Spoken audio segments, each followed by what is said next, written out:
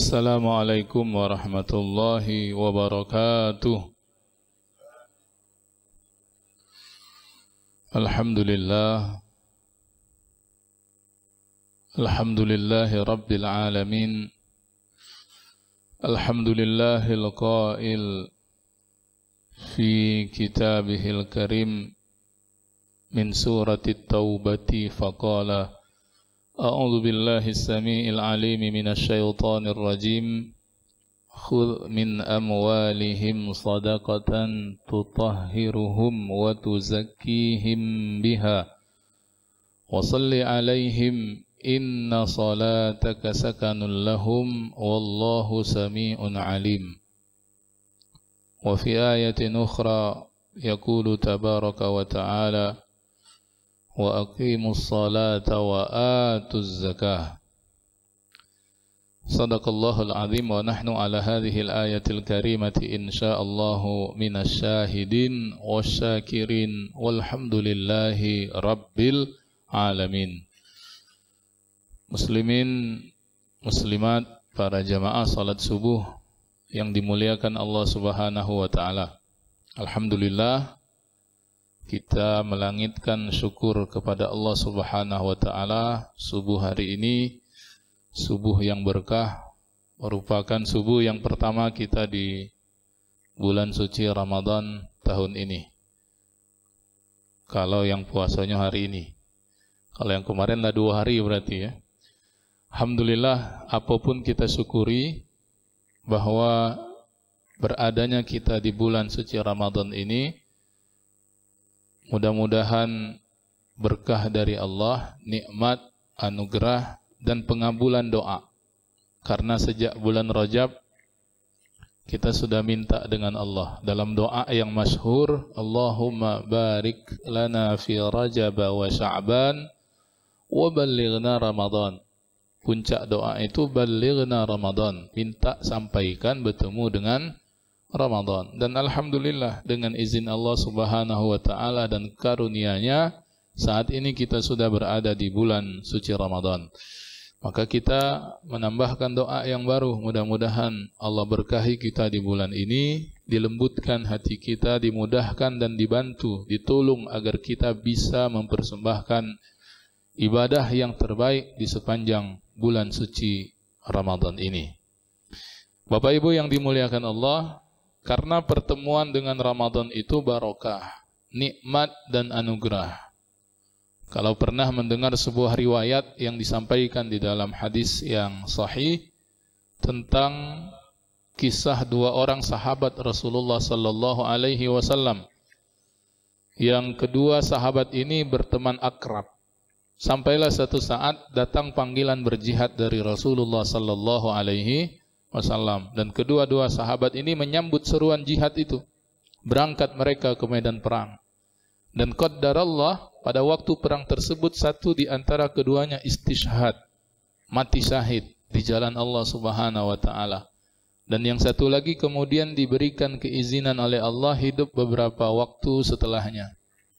Dan pada akhirnya sahabat yang satu ini wafatnya biasa saja. Artinya tidak seperti sahabatnya yang syahid, dia meninggal seperti orang kebanyakan.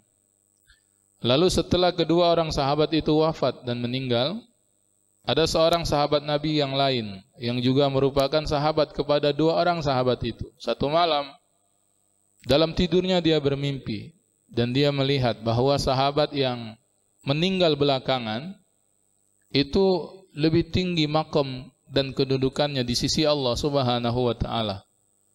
Sehingga ketika bangun dia heran. Ngapa sahabat yang meninggal biasa saja itu lebih tinggi dibandingkan sahabat yang wafat syahid fi sabilillah. Akhirnya karena tak tahan dengan rasa penasaran itu, siangnya datang dia menemui Rasulullah sallallahu alaihi wasallam. Bertemu dengan Rasul, diceritakanlah mimpinya itu. Nabi, saya melihat begini. Lalu ditanya oleh Nabi, apa yang membuatmu heran wahai sahabat? Ini Nabi, kenapa dia bisa mengungguli sahabatnya yang justru meninggal syahid di jalan Allah, padahal pahala syahid besar. Darah yang mengalir dijanjikan diganti dengan rihul misk, lebih wangi dari wanginya kesturi. Bukankah pahala yang lain disiapkan 72 bidadari untuk orang yang betul-betul syahid di jalan Allah. Dan juga pahala lain yang engkau sebutkan tentang pahala jihad. Lalu Nabi kemudian mengatakan, ketahuilah wahai sahabat, bukankah sahabat yang wafat belakangan itu, dia masih bertemu Ramadan yang tak ditemui lagi oleh sahabatnya yang lebih dulu meninggal. Faqama wasama mata yassar. Lalu dia qiyam, dia puasa, dia baca Quran, dia zakat, dia infak di bulan suci itu, yang tak bisa lagi dilakukan oleh sahabat yang duluan meninggal. Fa walladzi nafsi biyadi, demi Allah yang jiwaku berada dalam genggamannya, sesungguhnya antara keduanya itu seperti antara langit dengan bumi. Ya, jadi memang anugerah nian. Rezeki yang besar saat ini yang kita terima itu adalah dimasukkan oleh Allah bertemu dengan Ramadan. Ya, karena ini itu syahrul muwasat. Ramadan ini disebut juga syahrul muwasat. Bulan kita untuk berpanen pahala dari Allah Subhanahu wa taala. Sejak kemarin waktu maghrib, dimensi waktu jadi berubah. Pahala sunnah dijanjikan diganjar seperti pahala wajib. Pahala wajib kata Nabi, kana kaman adda sab'ina faridatan fi ma siwa. Dijanjikan diganjar seperti 70 kali melakukan ibadah wajib di bulan yang lain. Ngapo beda? Karena Allah memuliakan waktu di mana ibadah itu dilakukan, yaitu bulan suci Ramadan. Ya, semua ibadah, mau ibadah yang langsung kepada Allah maupun ibadah yang ada hubungannya dengan sesama. Ya, kita yang ibadah sosial, bekerja dan sebagainya, bahkan nafkah yang kita keluarkan pun infak, sedekah, zakat, wakaf, ya kepada siapa saja.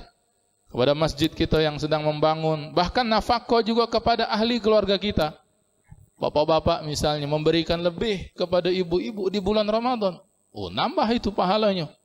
Ya, nambah nilainya di sisi Allah Subhanahu wa taala. Nah, jadi semua yang sifatnya amal soleh dilakukan di bulan Ramadan ini menjadi berlipat kali ganda di sisi Allah Subhanahu wa taala.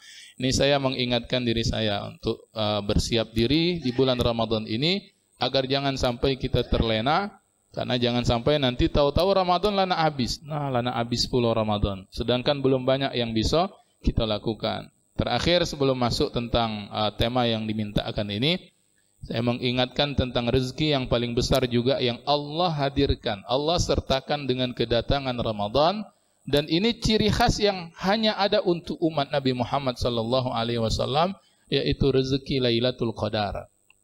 Ya. Saking pentingnya Lailatul Qadar ini, dan kenapa saya ingatkan di awal Ramadan, agar kita berjaga sejak dari awal malam-malam Ramadan. Jadi tidak mesti menunggu 10 malam yang terakhir, tidak juga mengkhususkan di malam-malam yang ganjil, karena Allah sendiri menganggap penting Lailatul Qadar itu. Kalau yang kita baca dalam salat subuh tadi itu rangkaian ayat puasa di surah Al-Baqarah, memang Allah letak semua di situ. Dari 183-nya, 184-nya, 185, 186 sampai 187. 5 ayat tentang puasa di Al-Baqarah. Tapi Lailatul Qadar yang ada juga di bulan Ramadan itu Allah khususkan surahnya. Ya, hari ini masih bisa kita lihat ada surah namanya surah Al-Qadar. Itu Allah terangkan fadilat, keutamaan, dan bagaimana keadaan di malam yang mulia itu. Karenanya niat dari awal, jago malam-malam semua Ramadan ini, agar kemudian salah satu malam itu bertepatan dengan rezeki ibadah di Lailatul Qadar. Nah, itu insya Allah mudah-mudahan Allah takdirkan kita di Ramadan tahun ini, Ramadan yang dulu-dulu, dan Ramadan yang Allah kehendaki kita sampai lagi di tahun yang akan datang. Di Ramadan itu ibadah kita bersamaan, salah satu malamnya insya Allah dengan rezeki Lailatul Qadar. Amin ya Rabbal Alamin. Baik Bapak Ibu yang dimuliakan Allah, saya diminta untuk menyampaikan tentang zakat, ya, di satu pertemuan saja. Jadi mungkin ini kita cari yang sederhananya, yang mudah-mudahan bisalah untuk menambah khazanah kita dalam memahami tentang zakat. Nanti praktek dan bagaimana teknisnya itu, insya Allah masih banyak waktu. Biasanya memang zakat ini pengumpulannya akan semakin hebat itu ketika di hari-hari yang akhir. Jadi zakat ini sama macam puasa. Pensyariatannya barulah kemudian Allah tetapkan di tahun kedua Hijriah, saat Nabi SAW ada di Madinah. Sama betul dengan kewajiban Ramadan ini. Jadi waktu Nabi di Mekah belum ada syariat zakat. Belum ada perintah seperti yang kita kenali dengan ibadah yang disebut zakat. Salah satu rukun di antara rukun Islam yang 5. Nah, ada 2 bentuk zakat yang kedua-duanya wajib. Yang bisa jadi antara kedua ini ada yang tahunya cuman yang ini, tahunya cuman yang itu. Padahal kedua-duanya ini ada semua pada setiap Muslim. Kalau misalnya sudah sampai syarat wajib dia untuk kemudian mengeluarkan zakat. Di dalam pengertian zakat ini para ulama misalnya nyebut zakat itu hakun wajibun fi malin makhsusatin atau fi malin makhsusin li ta'ifatin makhsusatin fi waqtin makhsusin. Kalimatnya begitu. Jadi zakat itu hak yang wajib dikeluarkan dari harta yang tertentu untuk diberikan kepada kelompok tertentu dan di waktu yang tertentu. Nah, ini biasanya makna ini khusus untuk zakat yang pada akhirnya disebut dengan zakat mal, ya. Zakat mal.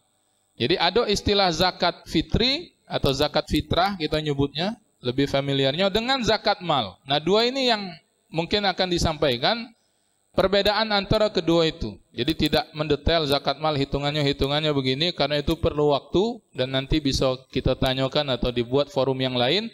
Kita nak lihat, kadang-kadang orang tak tahu ada zakat mal. Oh, ternyata dia sudah wajib zakat mal. Ada sebagian umat Islam yang mengenalnya itu hanya zakat fitrah. Bahkan sebahagian pun ada yang kemudian terlewat karena merasa dia itu tidak wajib membayar zakat fitrah ini. Nah, ini yang akan kita clearkan coba di kesempatan subuh hari ini. Sedangkan zakat fitrah, kalau tadi zakat mal, ya pengertiannya itu diwajibkan bukan sebab kepemilikan harta. Kalau yang tadi zakat mal kan dikatakan hak yang wajib dikeluarkan dari harta yang tertentu untuk diberikan kepada kelompok tertentu pada waktu tertentu. Tapi kalau zakat fitrah itu diwajibkan bukan karena kepemilikan harta secara khusus, tapi dia itu diwajibkan atau dibebankan karena beradanya dia di dalam bulan suci Ramadan. Nah, itulah yang kemudian disebutkan kalimatnya shadaqatun tajibu bil fitri min Ramadan. Itu adalah sedekah ataupun zakat yang diwajibkan, sedekah yang diwajibkan atau maknanya lain zakat berkenaan dengan bertemunya orang dengan bulan suci Ramadan. Nah, sehingga dari sini kita bisa nampak bedanya zakat mal dengan zakat fitrah. Kalau zakat fitrah, ini dari definisinya dulu ya. Kalau zakat fitrah karena pertemuan dengan Ramadan. Karena itu orang yang bertemu dengan Ramadan walaupun sejenak, maka jiwanya itu harus dikeluarkan zakat fitrahnya. Jadi kaitannya dia dengan jiwa. Beda dengan zakat mal, ya, beda dengan zakat mal yang hartanya tertentu kemudian diberikan kepada orang tertentu dan waktunya juga tertentu. Itu pertama dari segi perbedaan zakat harta dan zakat fitrah dari definisinya.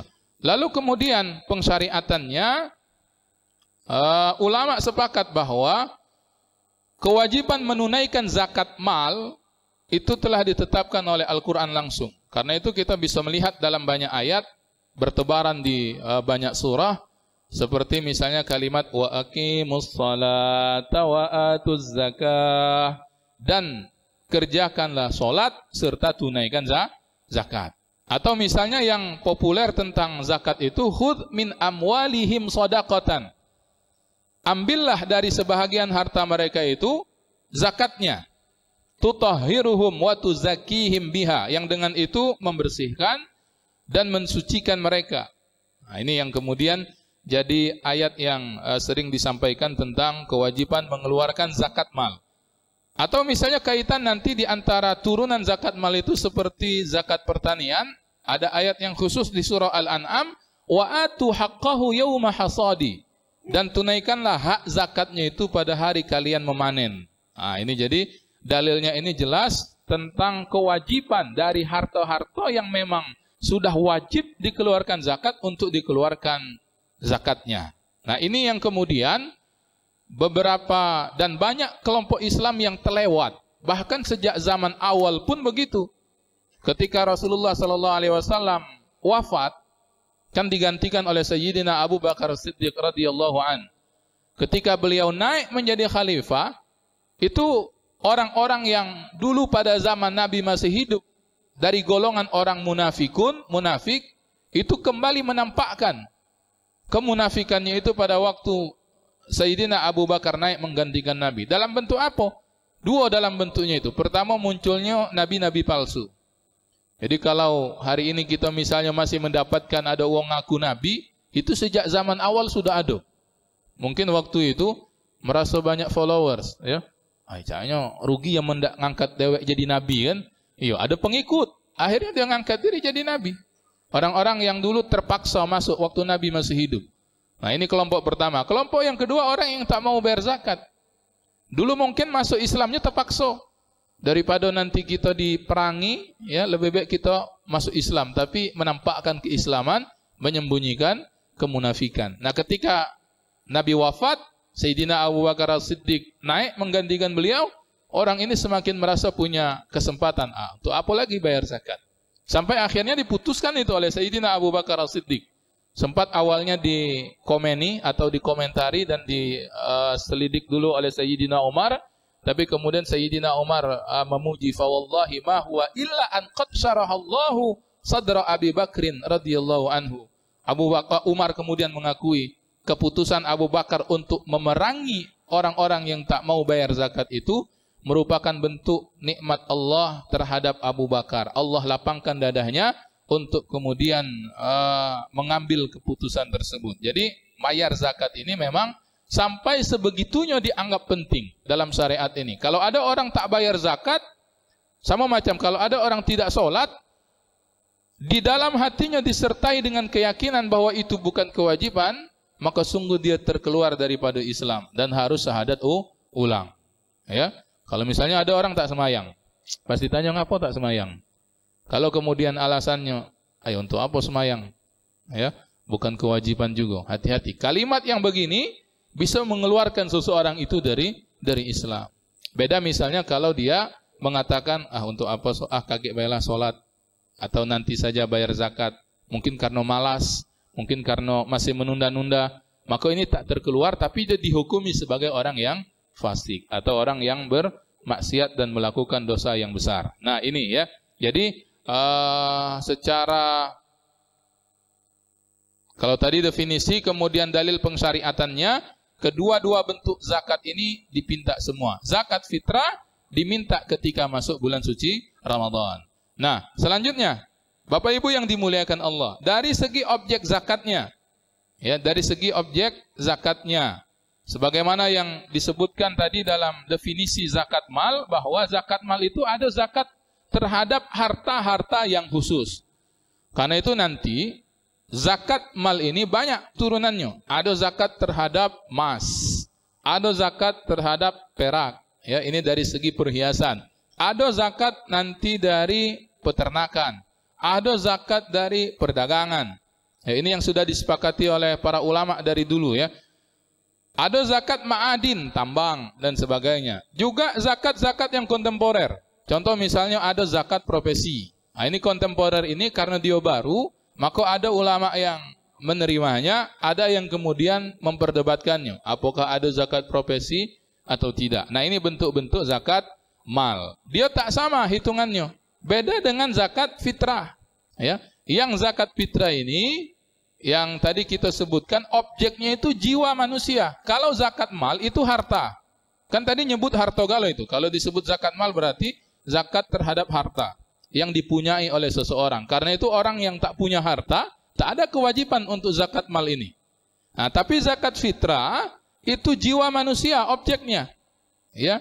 Bahkan kemudian orang yang tak memiliki harta sekalipun, selagi dia bertemu dengan Ramadan, maka tetap ada kewajiban untuk mengeluarkan zakat fitrah. Ya. Tinggal nanti penunaiannya itu bisa melalui walinya, atau setelah dia mendapatkan harta untuk bisa kemudian mengeluarkan lagi sebagai zakat fitrah. Kan anak-anak itu kan tak punya harta, anak-anak masih tanggungan walinya. Tapi ketika masuk bulan Ramadan, bertemu dengan Ramadan, kan dia juga dikeluarkan zakat fitrahnya. Maka bapak-bapak nyengok dalam kakaknya. Kalau anaknya 3, istrinya 1, dengan dia berarti 5. 5 dikeluarkan zakat fitrahnya. Jadi bukan ngitung dia punya harta atau tidak, tapi jiwa yang kemudian bertemu dengan Ramadannya itu. Nah, ini yang membedakan zakat mal dengan zakat fitrah dari segi objeknya. Nah, para jamaah yang dimuliakan Allah Subhanahu wa ta'ala. Karena itu tentang zakat inilah yang kemudian oleh para ulama ditekankan agar kemudian setiap umat Islam ini tahu tentang zakat tersebut. Nah, waktu pelaksanaan, sekarang waktu pelaksanaan dari kedua jenis zakat ini, zakat mal dan zakat fitrah. Kalau zakat fitrah, ya, ditunaikannya itu karena bertemu dengan Ramadan. Karenanya sebagian ulama mengatakan sudah bisa dikeluarkan bahkan sejak awal Ramadan. Walaupun nanti ada waktu yang utama, yaitu antara terbit fajar di hari Aid sampai menjelang sholat Idul Fitrinya. Walaupun waktu yang utama ini agak sukar bagi kita ya untuk mengeluarkan dan mendistribusikannya di waktu tersebut. Khawatir terburu-buru, di samping mungkin kita persiapan juga untuk sholat Idul Fitri. Paling tidak semakin ke hujung.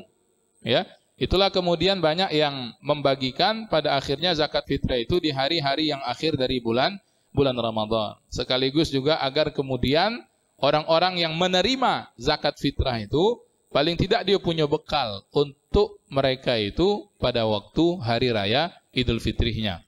Baik menerima dalam bentuk bahan pokok seperti beras ataupun mungkin sebagaimana yang dibolehkan dalam mazhab Hanafi dan itu yang dipakai juga oleh kita yang kemudian dikonversi dengan duit. Itu zakat fitrah. Adapun zakat mal, nah ini yang harus dikelirkan juga. Dari segi waktu pelaksanaan, bahwa penunaian zakat mal itu dia tergantung haul. Putaran harta itu dalam waktu setahun, tidak mesti Ramadan. Kalau zakat fitrah, jelas dia karena pertemuan dengan Ramadan. Tapi zakat mal, ya, ikut putaran setahunnya. Contoh misalnya zakat emas. Kan zakat emas ini nanti dalam zakat mal itu juga ada istilah nisab, batasan harta yang wajib dikeluarkan zakat. Contoh zakat emas. Kita ambil pandangan yang masyhur, zakat emas itu nisabnya berapa gram?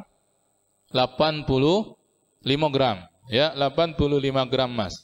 Sampai dulu nisabnya, baru kemudian menghitung haulnya. Putaran setahunnya. Contoh kita nih ngumpulkan logam mulia. Beli. Pas bulan Rabiul Awal misalnya, pas bulan Maulid, pas dibuka ponjen gitu itu, apalah wadahnya terserah atau mungkin di simpanan kita itu dihitung, nah sudah sampai 90 gram pas bulan Rabiul Awal. Maka secara nisablah sampai, karena sampainya di bulan Rabiul Awal, maka tunggukanlah pertemuan tahun berikutnya, haul. Nah itulah haul. Kan kita mengenal istilah haul. Haul, tapi kalau disebut haul, wong terbayangnya peringatan kematian. Ya, haul itu makna asalnya adalah putaran waktu satu tahun. Jadi ketika bertemu bulan Maulid tahun berikutnya, pas dilihat harta tadi nisabnya masih, ya, melebihi, dan kemudian sudah bertemu putaran setahun baru dikeluarkan zakat. Jadi tidak mesti Ramadan. Kalau nisabnya tadi itu baru sampainya di bulan Maulid, bulan Rabiul Awal, itu kan bulan 3. Sedangkan Ramadan bulan 9, baru 6 bulan, belum sampai haul.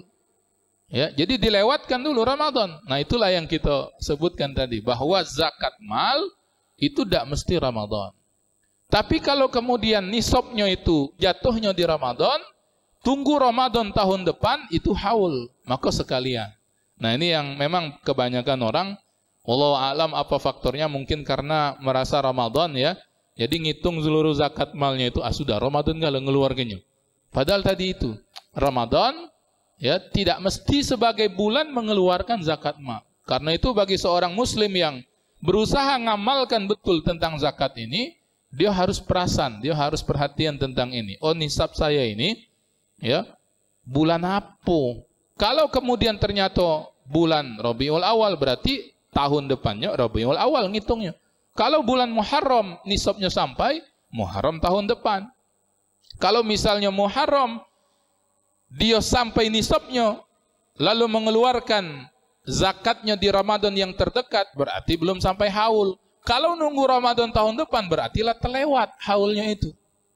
Ya, ada sekitar 6 bulanan. Kalau kemudian dia wafat, berarti terbawa hutang zakat yang semestinya harus dia keluarkan. Nah, itu zakat mal tersebut. Ya, jadi silahkan kalau yang punya tabungan, termasuk juga bukan hanya emas. Ya, para ulama juga yang kontemporeri mengatakan segala sesuatu yang bentuknya simpanan dari harta seperti duit kertas, ya, fiat money kita, duit rupiah di tabungan, dikonversi sejumlah dengan harga emas saat itu, hitung berapa 85 gram tersebut. Kalau tabungannya menyentuh sebilangan 85 gram emas, nah catat bulannya itu, waktu nyampainya itu. Tunggukan haul tahun depannya di bulan yang sama, bulan Hijriah.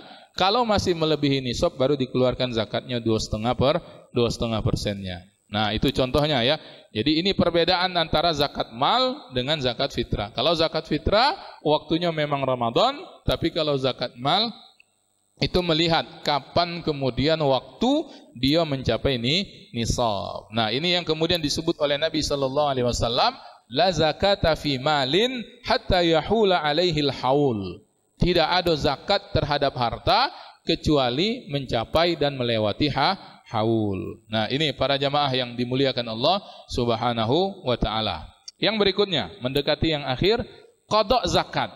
Nah, ini penting juga. Selama ini kita tahunya ada qada salat, ada qada puasa, dan ada qada zakat. Pembahasannya maksudnya. Dan qada zakat ini itu mirip dengan qada puasa. Kalau qada salat, dari salat wajib yang dulu kita tinggalkan, itu dua pandangan ulama secara umumnya, secara garis besarnya. Ada kelompok yang menerima qada salat, artinya dia harus bayar betul hutang puasanya yang dulu ditinggalkan dengan sengaja. Ada kelompok yang tidak menerima adanya kewajiban qada salat, hanya cukup nanti dengan memperbanyak salat-salat sunnah. Itu sudah sering kita sampaikan ya. Nah, qada puasa itu tidak bisa kemudian ya diganti dengan hanya puasa-puasa sunnah. Nah, sama juga dengan qada zakat. Kalau seseorang itu berkewajiban, sudah wajib mengeluarkan zakat, ya, dan dia tidak keluarkan zakatnya, maka itu akan menjadi hutang bagi dia. Contoh misalnya, sama prosesnya juga seperti sholat dengan puasa yang dulu ditinggalkan, karena dulunya merasa belum bagus keislamannya, belum hijrah, jiwang maini hari. Lalu kemudian dia banyak tinggalkan syariat, sholat dia tinggalkan, puasa dia tinggalkan, termasuk zakat. Kalau kemudian yang dulu-dulu sebetulnya sudah wajib zakat tapi belum dia keluarkan, nah itu yang kemudian jatuh hutang tadi. Ya, belakangan misalnya di akhir-akhir kehidupan baru dia merasa, dulu caknya lah wajib zakat, kena zakat ini, tapi dulu tak dikeluarkan. Maka itu dihitung sebagai hutang. Dan sisa waktu yang ada kalau kemudian bisa ditunaikan. Ya, nah ini terkait kemudian apa yang dulu menjadi kewajiban yang belum kemudian ditunaikan. Jadi tidak serta-merta hangus misalnya ya, sama macam qada puasa. Mentang-mentang bertemu dengan Ramadan yang baru, belum sempat bayar hutang, ya, lalu dikira sudah ada pemutihan. Tidak ada pemutihan dalam istilah seperti puasa dengan zakat. Ulama tetap mengatakan yang dulu-dulu itu kalau kemudian memang sudah wajib dan belum dilaksanakan maka jatuh hutang, ya. Jadi mayoritas ulama sepakat wajibnya membayar zakat itu dengan cepat, ya, fauron, dan tidak boleh ditunda-tunda. Bahkan kalau yang bersangkutan meninggal dunia, bahwa dia itu berarti bawa hutang dia dengan Allah, dan ahli warisnya itu boleh melakukan kodoknya terhadap apa yang dulu dari kewajiban ditinggalkan oleh kedua orang tuanya itu. Bisa diambilkan dari harta warisnya kalau ada, atau misalnya memang anak yang membayarkan hutang daripada hutang zakat orang tuanya tersebut. Nah, ini para jamaah yang dimuliakan Allah Subhanahu wa taala, beberapa kisi-kisi ya yang beririsan dengan zakat mal dan zakat fitrah ini. Adapun dari segi mustahiknya, penerimanya, kalau zakat fitrah, ulama cenderung kepada dua asnaf saja. Dan saya juga menyarankan yang dua asnaf ini. Yang pertama fuqara, ya, para fakir, dan yang kedua masakin. Sebagian ulama bahkan tetap juga membolehkan 8 asnaf yang dikenal itu untuk menerimanya, tapi tetap memprioritaskan dua kelompok asnaf ini untuk zakat fitrah, fakir dengan miskin. Bahkan sebagian ada yang memasukkan amil, ada juga yang tidak memasukkan amil, ya, untuk zakat fitrah. Nah, adapun untuk zakat mal barulah kemudian mencukupkan pembahagiannya itu kepada 8 asnaf yang dikenali. Dalam surah At-Taubah itu disebut 8 kelompok yang boleh menerima zakat. Innamas sadaqatu lil fuqara wal masakin wal 'amilina 'alaiha wal mu'allafati qulubuhum wa fir riqabi wal gharimin wa fi sabilillahi wa banis sabil fariidatan minallahi wallahu alimun hakim. Jadi ada 8 asnaf itu, fakir, miskin, para amil, ya, mu'allaf yang kemudian untuk ta'liful qulub, untuk mengikat hatinya dalam Islam, kemudian budak, walaupun yang budak ini atau riqab ini bisa disebut tak ada lagi hari ini, wal gharimin, orang yang ditimpa hutang yang banyak tapi hutang yang membuatnya bisa tergadai, ya, jiwanya terutamanya, wa fi sabilillah, dan orang di jalan Allah, wa banis sabil, dan orang yang di perjalanan dan kehabisan bekal. Nah, ini untuk siapa saja mustahik dari kedua zakat ini. Jadi kaitan tentang kewajiban zakat, ini kesimpulannya dan khitamnya atau penutupnya, bahwa sebagai seorang muslim harus tahu, karena zakat ini masuk dari rukun Islam yang 5, maka kita harus mengenal tentang ibadah yang satu ini. Ada zakat fitrah, itu karena jiwa bertemu dengan Ramadan. Artinya kalau kita lah bertemu dengan Ramadan walaupun sejenak, baik lahir ataupun wafat, misalnya kita nih ketemu Ramadan, ya, hari kelima meninggal, wal-iyazubillah misalnya, kalau ada yang wafat di Ramadan, maka dia tetap dikeluarkan zakat fitrahnya. Atau dia lahir, ya, di penghujung Ramadan, baru sehari, ya, penutup Ramadan, maka dia juga dikeluarkan fitrahnya. Karena dia belum punya harta, maka walinya yang mengeluarkan. Kalau dia orang miskin, ya, dia tunggu dulu sampai kemudian mungkin dia dapat sesuatu yang bisa dia keluarkan sebagai zakat fitrah, baru dia keluarkan. Nah, adapun zakat mal, nah ini yang kemudian harus dipelajari lebih lanjut. Sebagai seorang muslim, bukti keislaman kita haruslah kemudian tahu, oh, bagaimana zakat mal, yang mana yang nak dikeluarkan dan kapan mengeluarkannya. Barulah insya Allah keislaman kita bagus, dan mudah-mudahan kita dicatat selamat di sisi Allah dari segi tentang syariat zakat ini. Saya rasa itu saja, ya. Jadi memang tidak masuk ke dalam pembahasan hitung-hitungan ataupun secara detail tentang fikih zakat malnya terutama. Mudah-mudahan ada kesempatan yang lain, ya, dengan ustadz juga yang lain, kalau misalnya ada tema tentang zakat kembali, mintalah untuk diterangkan atau mungkin disampaikan tentang zakat mal turunannya satu demi satu, agar kemudian kita bisa tahu mana harta kita yang kita punya ini yang wajib dikeluarkan zakatnya. Jangan sampai nanti ada masalah pada waktu hisab kaitan tentang harta yang tak dizakati, ya. Baik, saya rasa itu saja, mudah-mudahan bermanfaat. Ada soalan? Silakan. Baik, zakat profesi, kan tadi ada nyinggung dua-dua kan, zakat profesi. Ini zakat yang baru dikenali, ya, baru muncul belakangan. Tidak dikenali dalam literatur klasik, ya, sehingga kemudian memang ini menjadi perdebatan. Ada yang menerima zakat profesi hari ini, ada yang tidak menerima. Termasuk yang mempopulerkan dan masuk dalam disertasi beliau itu tentang fikih zakat adalah Dr. Yusuf Al-Qardawi, ya, seorang Mesir tapi tidak tinggal di Mesir. Beliau dapat suaka politik tinggal di Qatar. Nah, beliau ini masih hidup sekarang. Beliau yang mempopulerkan diantaranya tentang zakat profesi ini. Salah satu sebabnya juga tadi itu, singgungannya tentang zakat pertanian. Kata beliau, kalau zakat profesi ini tidak ada, maka muncul ketidakadilan dengan profesi lain seperti petani, yang justru kerjanya lebih berat, secara penghasilan mungkin tidak seperti profesi lain yang kerjanya lemah, duitnya besar. Kalau dalam fikih zakat itu dicontohkan misalnya dokter, ya, apa semua, yang lain-lain, ya, pengacara, mungkin lawyer, YouTuber, YouTuber, ya, memang kontemporernya ini, ya, iya, yang kerjanya lemak misalnya, tapi penghasilan jauh lebih besar. Karena itu harus ada tentang zakat penghasilan ini, ya, zakat profesi ini. Nah, itu salah satunya. Adapun ngapo kemudian zakat pertanian itu jumlahnya sama itu, nah ini agak susah jawabnya. Ya, mudahnya itu perkara yang sawabit, tauqifi. Bahasa kitanya apa ini? Lah dari sanonyo. Nah, ya. Iya. Ndak pacak. Kalau pacak zakat pertanian ini turunkan baik jadi 2,5%. Nah, ndak pacak itu. Ya, karena memang sudah begitu ketentuannya dari Allah Subhanahu wa taala. Dan dia bukan ngitung haul, ya haulnya itu hasadnya itulah, panennya itulah. Jadi kalau misalnya ada daerah tertentu, ya, setahun panen 3 kali, berarti 3 kali dia mengeluarkan zakat. Kalau sudah sampai nisabnya, tapi ya, harus ada nisab dulu. Kalau tidak sampai nisab, hasil panennya berarti tidak wajib zakat. Nah, itu.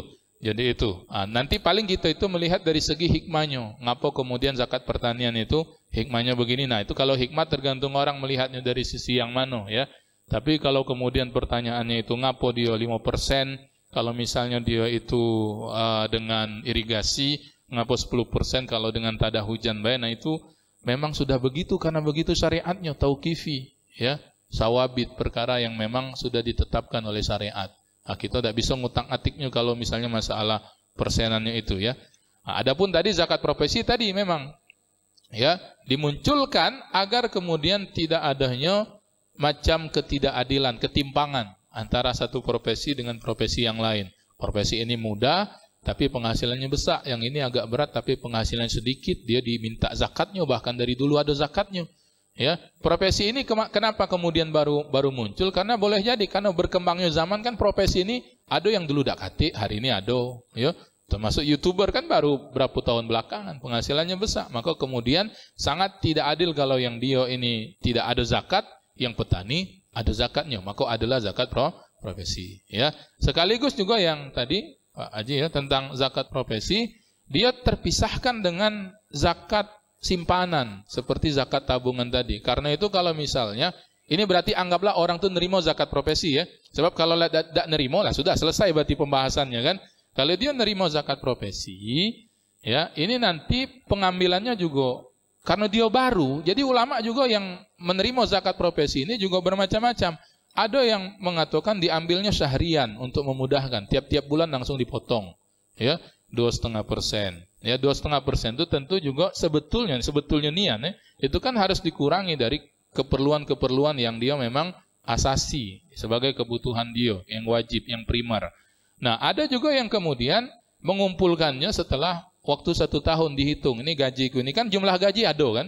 Tetap. Kalau dikumpulkan setahun sampai tidak nisab emas dengan perak itu baru dikeluarkan 2,5%. Nah, itu caranya. Ada yang bulanan, ada yang mengumpulkan setahun.